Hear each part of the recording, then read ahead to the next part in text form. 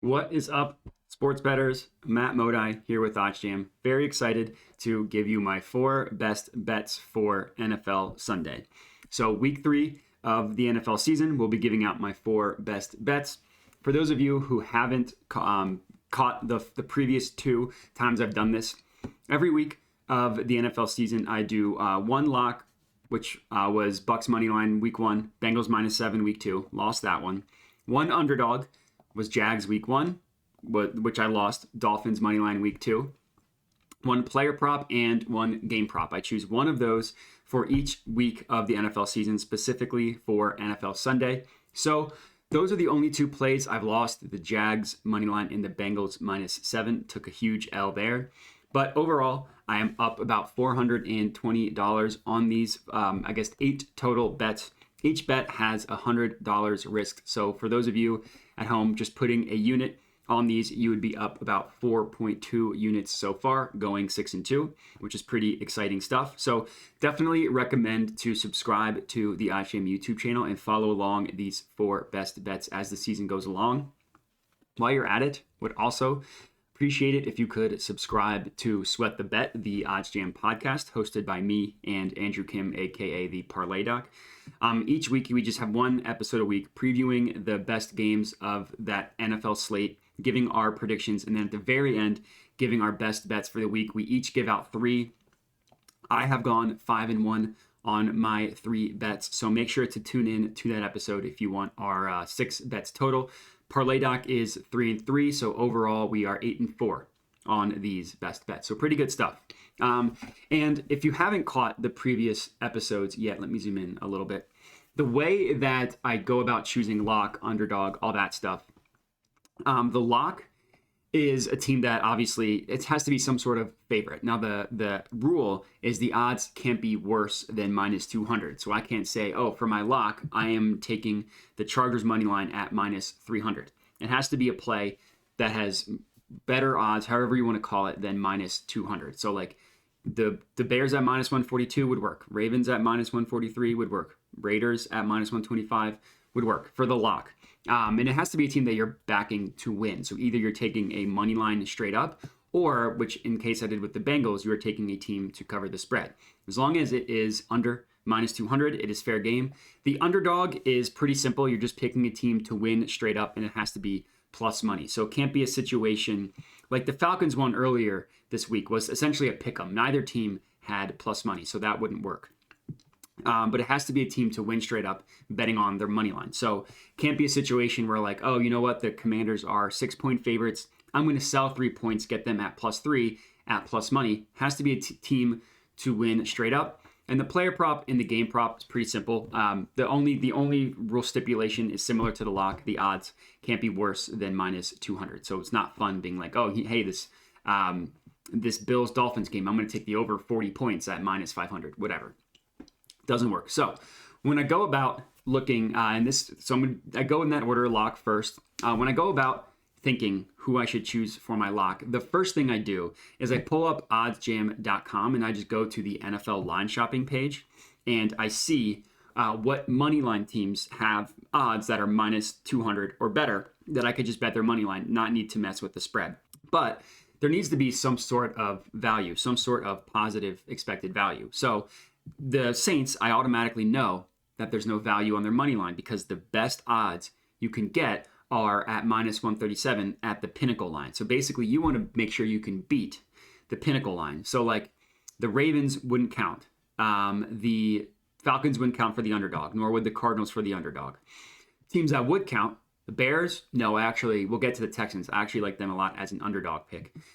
The Raiders, that one I kind of also like the Titans as an underdog pick. The Seahawks, no, I like the Falcons as the underdog pick. So the team that I settled on, that I really like for my lock of the day, is the San Francisco 49ers money line. So I locked it in before I started recording at -113. The odds have now shifted to -115. I still like it there. So in terms of tracking, I'm going to be tracking the 49ers at -115, 49ers money line. So even though I got it at a different number, just for the sake of what you guys can lock in, it'll be tracked at -115.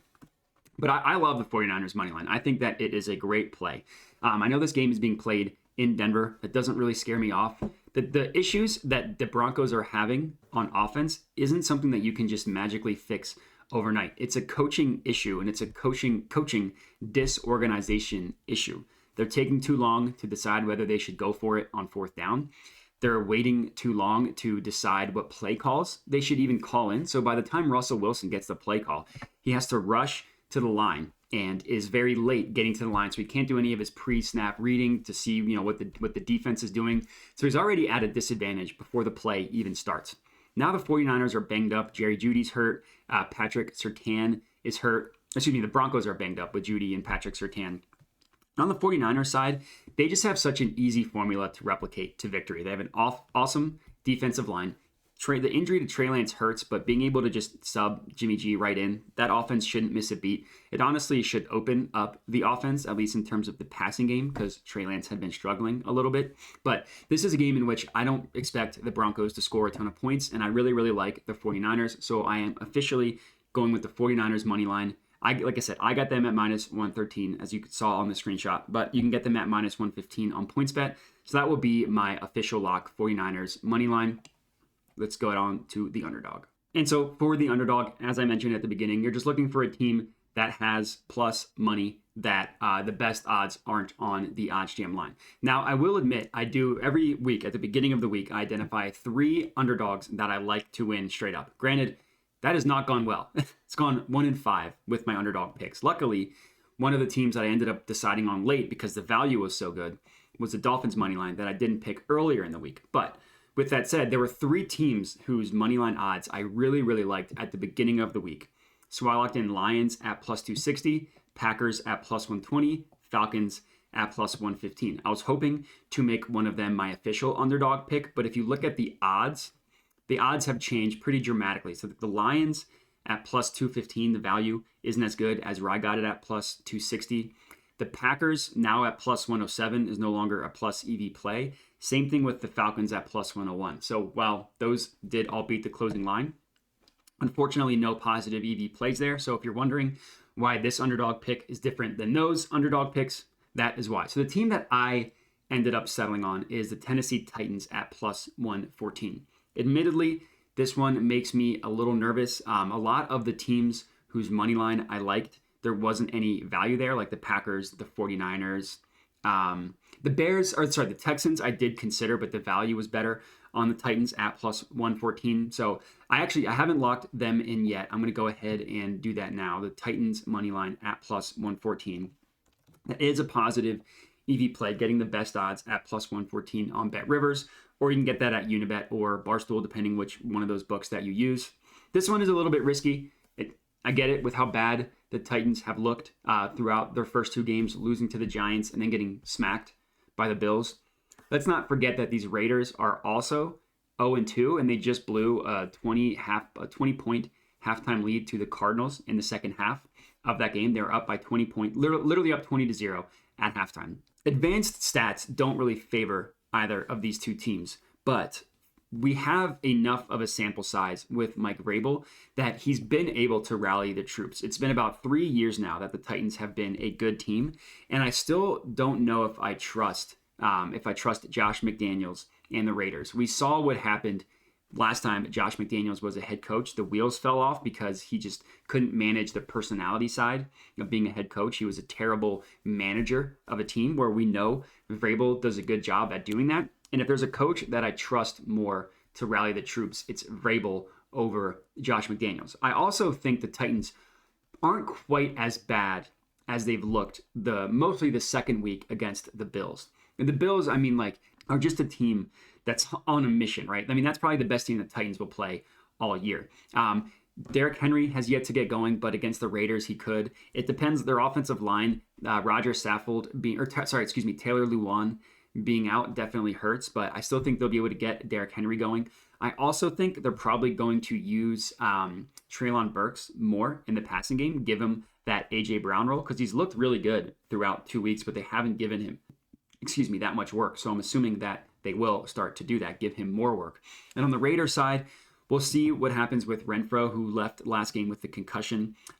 Devontae Adams had a slow game last week, so maybe they'll get him going. But I do like the Titans in this one at plus 114 as my official underdog pick. So let me go ahead and then add them to the spreadsheet here. We're looking at the Titans money line. Obviously, I don't know if it won or lost yet, and I got them at plus 114 as my underdog pick of the day. Now let's move on to the player prop. So for the last two, the player prop and the game prop, I actually like to just steal a play from the OddsJam positive expected value page. It's literally a page that provides betting opportunities in which you are gaining the edge over the sportsbook. That's kind of how positive EV works. OddsJam calculates the true line of a market based on thousands of odds and bets being back tested, identified which books are the sharp ones, removed the VIG from all those sharp books with a weighted average, spits out the no VIG odds. And with these recommended filters buttons selected, you're only seeing opportunities in which you are getting a true outlier when you compare to every other book. So I was scanning through these pages looking for plays on Sunday, and the one that I found that I really liked, that was my favorite player prop, was this Joe Mixon over 75 and a half, and a half rushing yards. So I have not locked this one in yet. I will go ahead and do that right now on PointsBet. Joe Mixon over 75 and a half rushing yards at plus 100. So to talk about the math behind it, because I did steal it from the OddsJam positive expected value page, the no VIG line prices this at about minus 102 with the VIG removed. The PointsBet line that you saw, we locked it in at, assuming it got, I guess PointsBet will only let me get 25. It should be a $100 bet, but I can only get 25. In terms of tracking, I will track it for $100. That is frustrating that I can only get 25, but that is what it is with these sports books. But anyway, so the no VIG line of minus 102 plus 100 was what we got it at on PointsBet. But the main thing you want to do is you want to open up plays and you want to see where all the other books are pricing them at.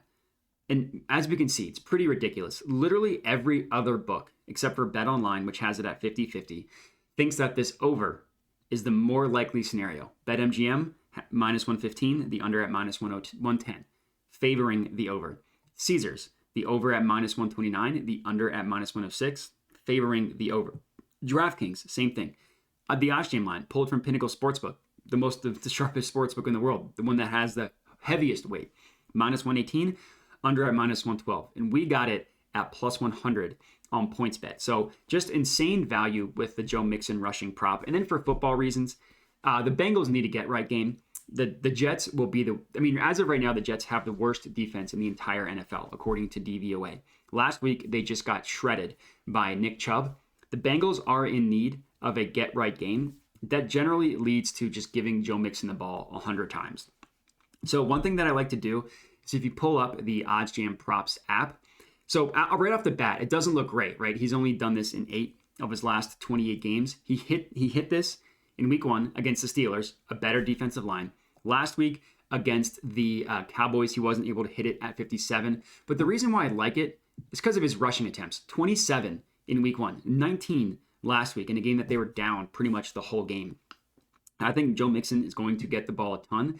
I think he's going to have a ton of success. So the Joe Mixon over 75 and a half rushing yards, I really like. Again, I could only get 25 on it. It should be a $100 play for all these bets are just a unit. So I'll go ahead and add this one. So I forgot I had Joe Mixon in the first one, his receptions. Now we're just looking at his rushing yards at plus 100. And that's it. So that's the last one. That is the player prop. Now to go for the last one, which is the game prop. And so for the game prop, I settled on the over in the Dolphins versus Bills game. Found a positive expected value bet on this one. So let's chat about it. I actually was able to lock it in over 52 at minus 110 on Caesars. As you can see, that is no longer offered. In the minutes since I started recording this, they changed their odds after I recorded it. But as you can see on the screenshot, full unit over 52 on Caesars. So in terms of this play, you can still get it at minus 114 on BetRivers, and that is still a positive expected value play. Like if you remove the VIG from the Pinnacle line, minus 126 plus 109, which I just did here, puts the true line of this at about minus 116 or minus 117 if you want to round up. Getting it at minus 114 is a positive expected value play. So that's what it will be officially tracked at, is the over 52 at minus 114. With that said, if you wanted to get it over 52.5 at minus 105, you could do that on PointsBet as well. That would be another positive expected value play. In terms of advice, I'd probably advise you to take the over 52.5 at minus 105 because you're getting a 9-cent difference between these two numbers. And the Pinnacle line is telling you that it really should be a 10-cent difference from minus 126 to minus 116. It's still positive EV. Like if you type in both numbers, it was minus 116, and the other side of it was plus 103. Plus 103 puts a true line of it at minus 109. So it's also a bigger gap between the no vig line and the line that we'd be betting it at. So if I were doing this now, I would tell you to take the over 52.5 at minus 105. But since the number I locked in was 52, that is what it will be officially tracked at. And the reason why I like this over, I waited until the injury reports started coming out to decide to make this my over. But the reason why is because the Bills secondary is banged up. They're missing 3 starters from their secondary: Dane Jackson, Micah Hyde, Jordan Poyer. They all missed practice when this was recorded on Thursday. Recording this now on Friday, so the practice reports haven't come out yet. The expectation is that all 3 of them won't play. And we literally saw this movie before, what the Dolphins can do to a banged up secondary. They're just going to run them ragged. They're going to run them all over the field. Now, I'm not sure the Dolphins are going to put up 38 points like they did against the Ravens, but I do think they will be able to put up points because of the injuries to the Bills secondary. They're also missing Ed Oliver, their stud defensive tackle. Now, they still have Von Miller. The Bills defense still incredibly well coached, still better than the Ravens, but I don't think the Dolphins are going to struggle to put up points because of those injuries. If the Bills were fully healthy, I probably would be going a different direction. And then offensively for the Bills, I don't really think I need to explain that one. They've been on fire, 72 points combined, in their first 2 games. They put up 31 against the Rams, the defending Super Bowl champ. They put up 41 against the Titans, the defending AFC's number 1 seed. And the Dolphins just got slammed by the Ravens. They gave up 28 points. They gave up a bunch of big plays. I have no doubt that the Bills will be able to score points in this game. And now that they have all these injuries on defense, I also have faith that the Dolphins will be able to score as well. So to confirm, it will officially be tracked at 52 at minus 114 odds, but I would recommend taking the over 52.5 at minus 105 because that is a better value play. But since what I locked it in was 52, that is what I'll officially be going with. As you can see on the screenshot, I was able to lock that in. I got it at minus 110. It'll be tracked at minus 114 to be fair. But that's it. So these are my official picks, and I'll start labeling them as well. So my lock, Titans money line, 49ers money line is my lock, minus 115 on PointsBet. My underdog was the Titans money line plus 114 on that was Bet Rivers. My player prop was Joe Mixon over 75.5 rushing yards. That was on PointsBet. They only let me get in 25, should be 400. And then my game prop was the Dolphins Bills over. That should be 52, not 25. Over 52 as my game prop, and this was locked in on Bet Rivers, or you can get it over 52.5 at minus 105 on PointsBet. And that is it. Those are my 4 best bets for this NFL Sunday. 1 lock, 1 underdog, 1 player prop, 1 game prop. So make sure to subscribe to the OddsJam YouTube channel to get all of these picks moving forward. Make sure to subscribe to Sweat the Bet to get all of our Sweat the Bets as well. And that's it. So appreciate you guys watching. Enjoy NFL Week 3 and have a good one.